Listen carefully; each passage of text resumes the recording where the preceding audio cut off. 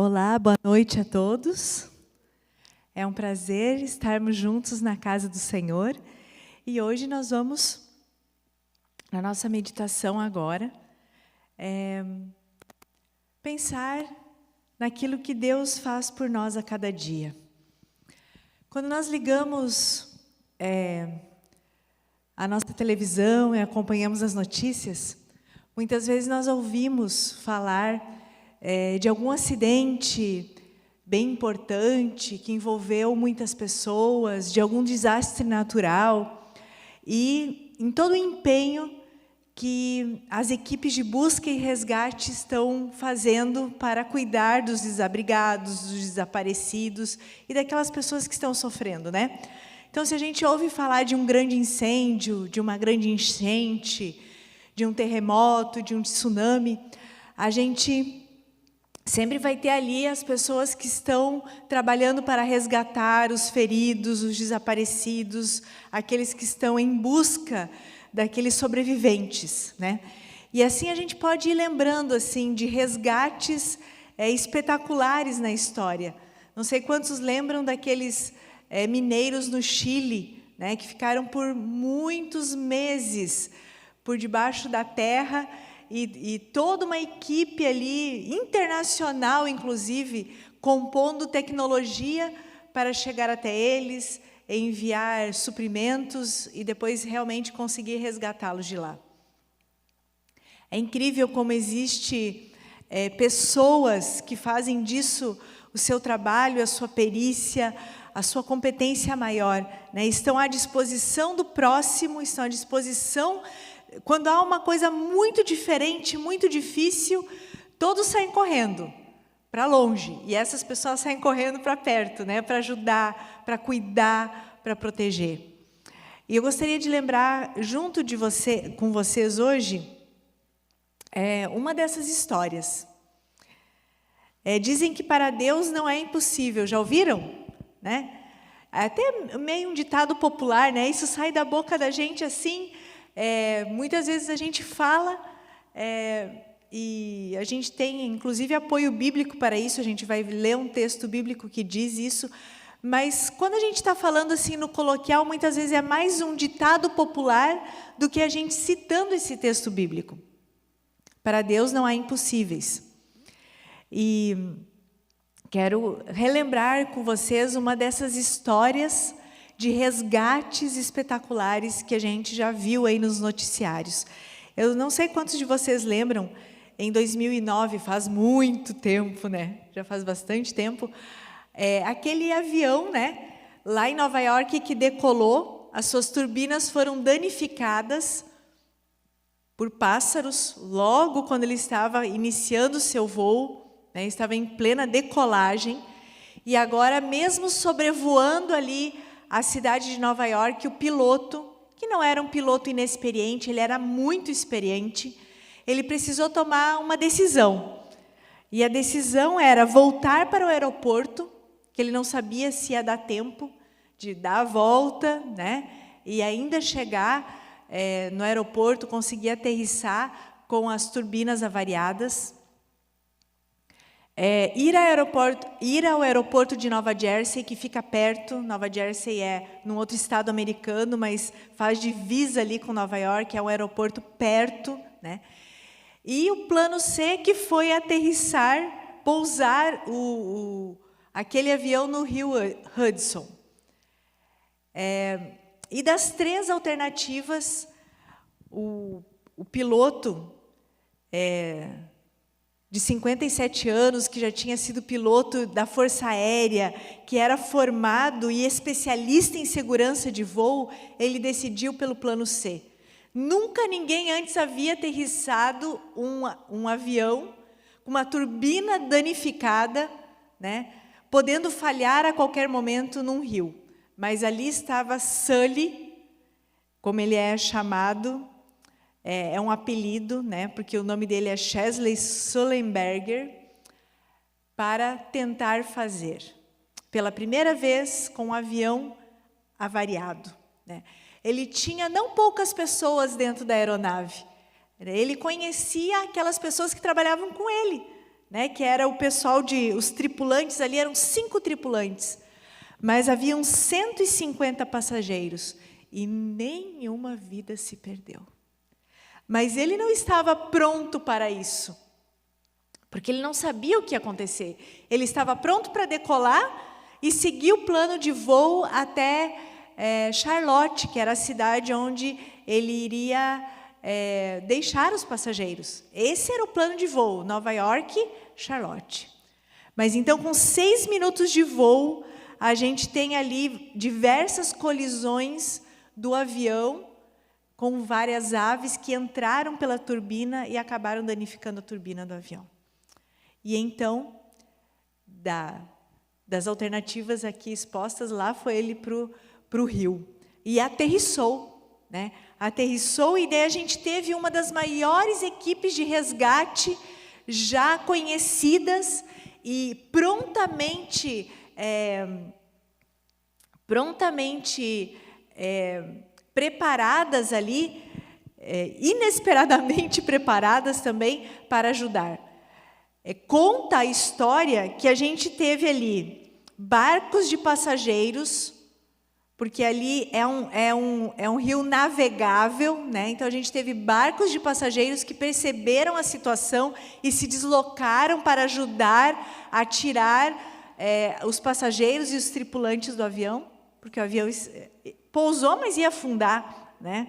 A gente teve a guarda costeira ali de Nova York chegando perto para poder ali cuidar e ajudar também. Houve navios particulares que se deslocaram para perto do avião, bombeiros, polícia. Diz que vários hospitais ali da região, as equipes de enfermagem e equipes médicas foram colocados em prontidão para atender. 30 ambulâncias e 2 helicópteros participaram dessa mega operação de resgate. Foi uma mega operação de resgate, né, meus queridos? 150 pessoas e 6 minutos de voo. Quer dizer, nada dizia que isso ia acontecer. Ia ser um voo tranquilo, o dia estava bonito, não havia no céu ou na previsão do tempo algo que pudesse fazer com que o piloto tivesse ali alguma insegurança de que iam pegar uma tempestade, rajadas de vento forte, alguma coisa assim. Mas o inesperado aconteceu. E ele precisou tomar decisões sérias para salvar a vida de todos. Através das suas decisões, acabou salvando, porque ele, como piloto e piloto experiente, ele era responsável pela vida daquelas pessoas naquele momento. Diz o dicionário que resgate, esta palavra, na Bíblia, ela está cheia de significados espirituais, né? Mas no dicionário quer dizer livrar do cativeiro, pagar a dívida, resgatar a dívida de alguém, livrar de uma situação perigosa, livrar de um acontecimento nefasto. Mas na Bíblia, toda vez que aparece a palavra resgate, está se referindo àquele personagem bíblico da cultura hebraica, da cultura ali do povo judeu, que quando algum parente estava numa situação difícil, empobrecido, muitas vezes até de escravidão, um parente mais bem colocado economicamente, social, né, se colocava à disposição para cuidar da dívida dessa pessoa, pagar a dívida dessa pessoa, restituir a terra, o trabalho desta pessoa, para lhe dar dignidade. Esse era, na cultura hebraica, a figura do resgatador. De um parente mais velho, de um parente com uma posição social e financeira, que tivesse lastro, dignidade, respeito, a ponto de se apresentar como resgatador e dizer: eu tenho, eu posso, e eu vou te resgatar. Quando um comandante assume uma viagem de um avião, ele sabe dos riscos que ele corre. Ele, a tripulação, né, os passageiros. Quando um resgatador lá no tempo de Israel se colocava como resgatador de um parente que estava numa situação difícil, ele sabia que ele podia resgatar. A linguagem de resgate, ela é uma linguagem cheia de significados espirituais. E sabem, o resgate sempre tem a ver, quer esse feito lá com os mineiros, com essas equipes de resgate que aparecem nesses desastres naturais, esse resgate aqui, que começou com o próprio piloto tomando decisões diferentes de tudo que já havia sido feito, porque ninguém antes havia aterrissado um Airbus 320 num rio e ainda salvado todas as pessoas, todas as vidas. Ele tomou decisão que nunca antes havia tomado, um piloto havia tomado. Aconteceu que nenhum outro voo até então na história tinha acontecido, e até então não aconteceu de novo, né? Um pouso e o salvamento de todos os tripulantes e de todos os passageiros. Eu gostaria de falar mais sobre resgate para você. E nesse momento eu te convido para abrir a Bíblia. Abra sua Bíblia aí, em Mateus 19, 25 e 26. Mateus capítulo 19, versículo 25 e 26. E aqui nós vamos encontrar, inclusive, da onde saiu esse ditado popular que está na boca de todo mundo, né? Que a gente fala sem nem pensar, a gente vai estudar um pouquinho da onde que ele sai.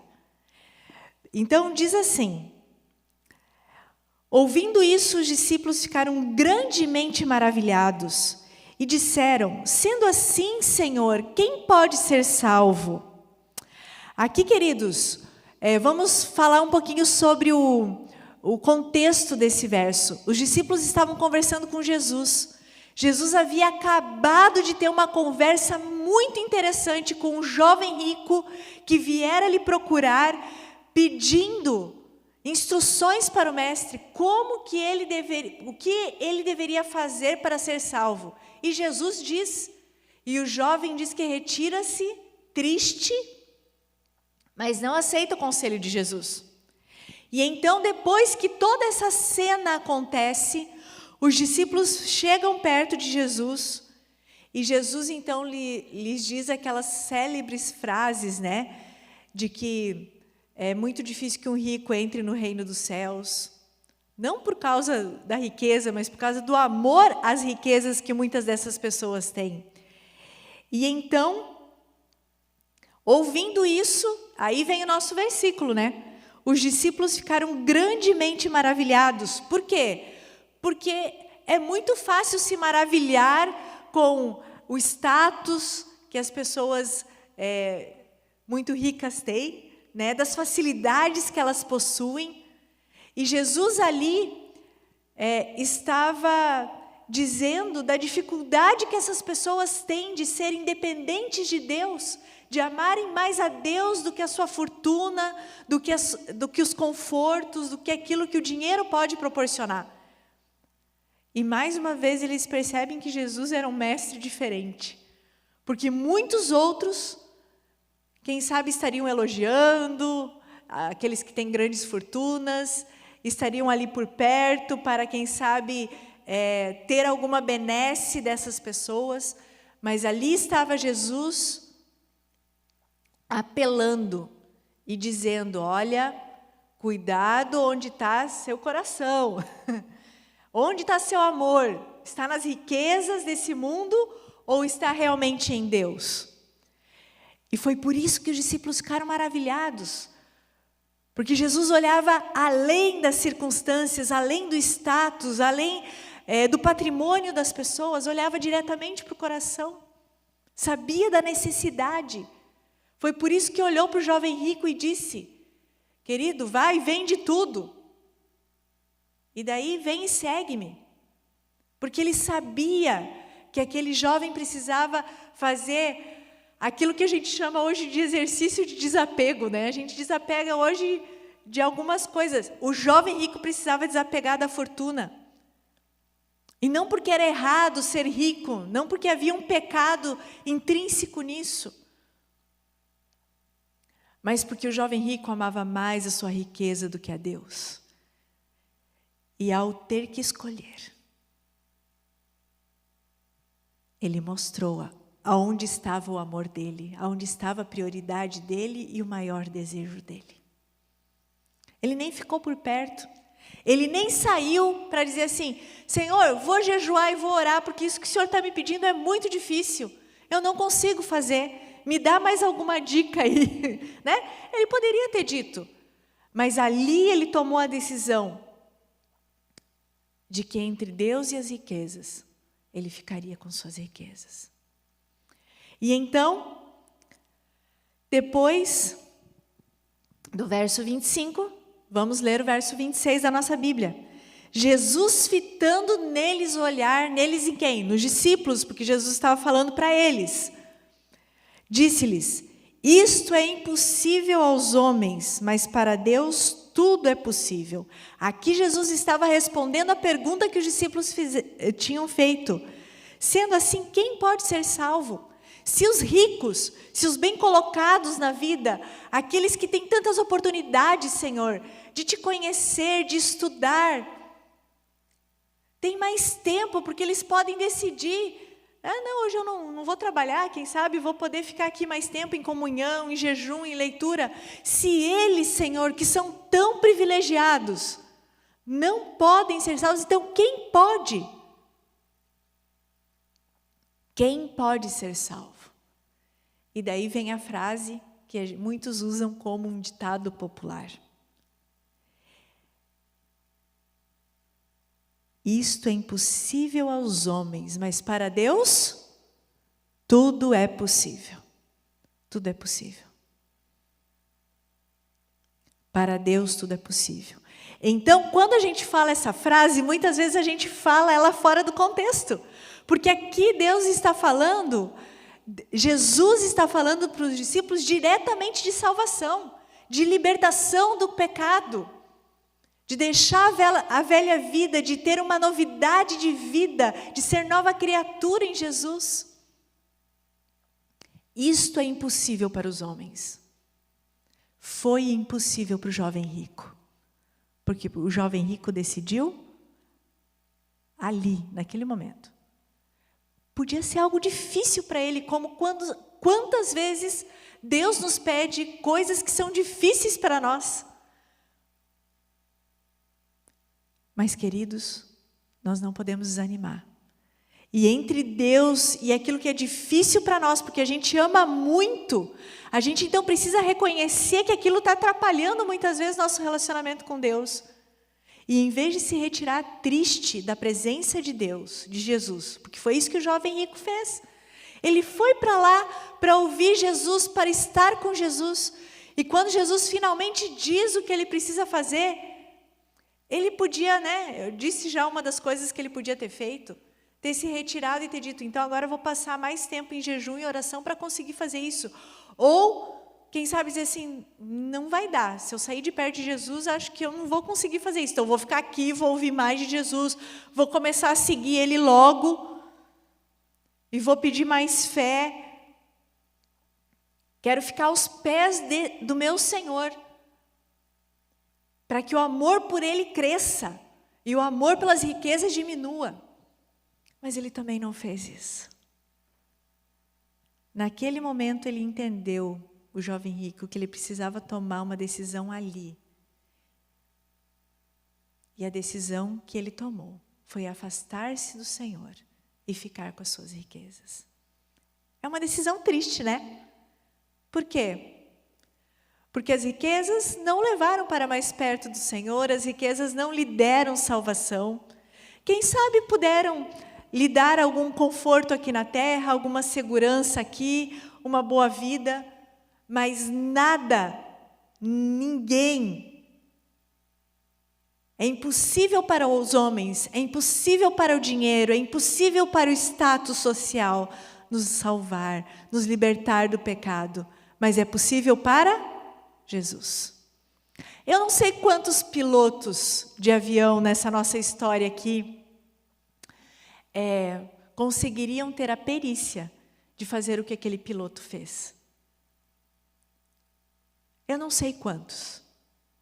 Tinham a experiência, a habilidade, os cursos em segurança.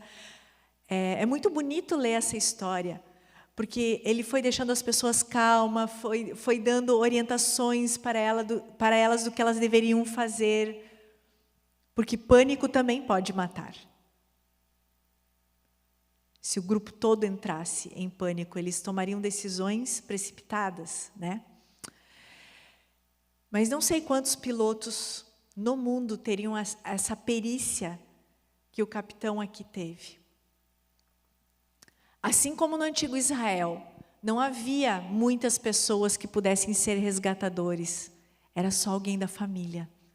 Assim também, só há um nome pelo qual importa que sejamos salvos, como diz em Atos 4:12. E esse nome é o nome do nosso Senhor e Salvador Jesus.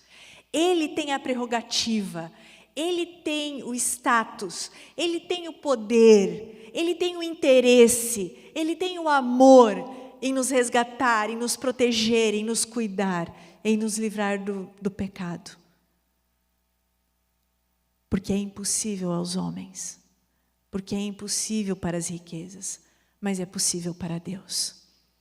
Então, se tem algum pecado, se tem alguma situação na sua vida, querido irmão, que faz com que você esteja desanimado e quem sabe até pensando que sua salvação possa estar em jogo, eu gostaria que você lembrasse da história do jovem rico. Lembrasse. Eu sei que a gente lembra da história dele como essa discussão sobre guarda dos mandamentos e riquezas. Mas eu gostaria de, nesse momento, te apresentar essa história como um exemplo de alguém que estava de frente a frente com Jesus, ouvindo as palavras dele, do príncipe da paz, do Pai da eternidade. Tomou uma decisão, virou as costas e foi embora. Foi triste, mas foi. E não se arrependeu, porque a Bíblia não conta do arrependimento dele. Não diz que no outro dia ele estava lá e disse: Senhor, me arrependi, passei a noite orando. Não diz isso. Não diz. Eu gostaria de te convidar a ver o jovem rico, como eu e você. Que quando temos alguma dificuldade, chega perto de Jesus, ora, lê a Bíblia. Mas daí, querido, precisa tomar uma decisão. A decisão de onde está o seu amor, o que é mais importante na vida. E muitas vezes nessa hora, a gente acha que as conveniências desse mundo, que as coisas desse mundo podem ser mais importantes. E nós viramos as costas, vamos embora e deixamos a Jesus. Que péssima escolha. Péssima escolha. E é por isso que essa história está relatada aqui. Gostaria que você também olhasse para essa história e pensasse em Jesus, o nosso resgatador, aquele que deu a vida por mim e por ti, aquele que pode nos salvar do pecado, o único que pode, o único que tem poder, amor e interesse em fazer, o único que pode fazer, porque Ele pode, e é o único que pode. Imagina o coração de Jesus, imagina a alegria dele, porque Ele conhecia o coração, Ele conhece o nosso coração, Ele sabe dos nossos pensamentos, Ele sabe das nossas angústias, Ele sabe das nossas dificuldades. Muitas vezes em servi-lo, em ser fiel. E ali estava o jovem rico, na frente dele, abrindo uma conversa, querendo ouvir de Jesus E quem sabe Jesus ali não estaria orando ao Pai, dizendo: Senhor, muito obrigada, porque o Senhor me trouxe esse filho. Obrigada porque ele está aqui, porque ele vai me ouvir. Ah, Senhor, que o coração dele esteja aberto para mim. Que ele realmente ouça. Que ele realmente tenha fé para me seguir. Nada disso está relatado na Bíblia. Mas eu imagino que toda vez que nós nos acheguemos ao Senhor, é com essa boa expectativa que o Senhor Jesus nos vê. Que bom que está aqui, porque está precisando de salvação, mas ele está no lugar certo. Ele veio a mim, está falando comigo. E o jovem rico falou, perguntou, argumentou, ouviu, decidiu e foi embora. Como é triste quando a gente tira os olhos do nosso Salvador. Como é triste quando a gente vira as costas e deixa Ele falando sozinho. Como é triste quando nós temos o único que pode nos salvar, nos libertar dos nossos pecados. E a gente deixa Ele falando sozinho. Eu gostaria de ler com você Atos 4:12.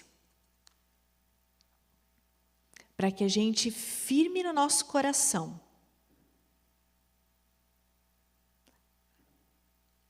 Atos não, é Romanos.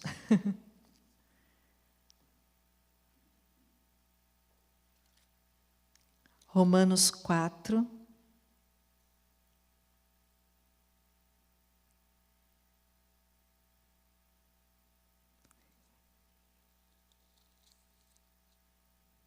Ixi, não é.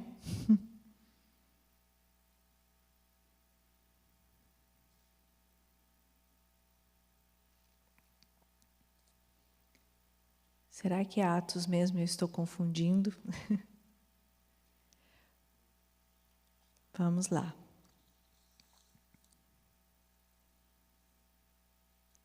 É? Atos 4:12. E é mesmo. E não há salvação em nenhum outro, porque abaixo do céu não existe nenhum outro nome dado entre os homens pelo qual importa que sejamos salvos. Nós sabemos como encontrar o nosso Senhor e Salvador. Ele está à distância de uma oração. É nosso intercessor, é nosso advogado, está no céu. A Bíblia conta isso. Depois que Ele ressuscitou, Ele subiu aos céus, Ele está lá, intercedendo por nós junto ao Pai. Vamos a Ele confiantes, porque Ele se colocou como nosso resgatador. Porque Ele tem poder, Ele tem amor, Ele quer fazer isso por nós. Ele tem poder para fazer, e Ele pode. Irmãos, que nada nos separe do amor do Senhor. Que possamos olhar para a história do jovem rico e decidir que nem as riquezas, que nem uma função, e que nada nos atrapalhe de estar junto com o Senhor, nada. Porque no caso do jovem rico foi as riquezas. É um fato, a gente sabe disso. Pode ser que na minha e na sua vida sejam outras coisas. Pode ser que seja um pecado acariciado, pode ser que seja um mau hábito que tire a sua mente de Jesus. Pode ser que seja um hábito aí de algum entretenimento que faça com que você tenha muito tempo para esse hábito e pouco tempo para as coisas do Senhor. Lembre-se, o Senhor está lá. Ele tem interesse no nosso resgate. Aceite o poder, aceite o amor. Decida estar com o Senhor e que nada nos separe do amor dele. Estejamos prontos até a sua volta. Vamos orar? Te convido a ficar em pé e vamos orar ao Senhor. Querido e amado Deus, muito obrigada, porque a nossa salvação é impossível para nós. Mas é possível através de Jesus, Pai. Obrigada pelo sacrifício dele na cruz. Obrigada, Senhor, porque em teu nome há poder para perdão de pecados, para libertação de culpas, para que nós possamos ser perdoados por ti. Obrigada, Senhor. E em nome de Jesus nós queremos pedir, Pai, fortalece a nossa fé, alarga, aprofunda a nossa fé em ti, e que nada nos separe de ti nesse mundo, Senhor. Nada, nem status, nem função, nem dinheiro, nem alguma diversão, algum entretenimento, nenhum pecado, Pai. Estejam todos perdoados, porque em ti há poder, Senhor. Que realmente nossa vida esteja em tuas mãos, porque o Senhor quer nos proteger, nos cuidar e nos resgatar desse mundo mau, Pai. Paizinho, nos coloca em teus braços de amor. Que o mal não tenha poder sobre nós. Que somente os anjos do Senhor se acampem ao nosso redor, Pai. Nós entregamos nossa vida e nosso coração a ti, Senhor. Em nome de Jesus. Amém, Senhor. Amém.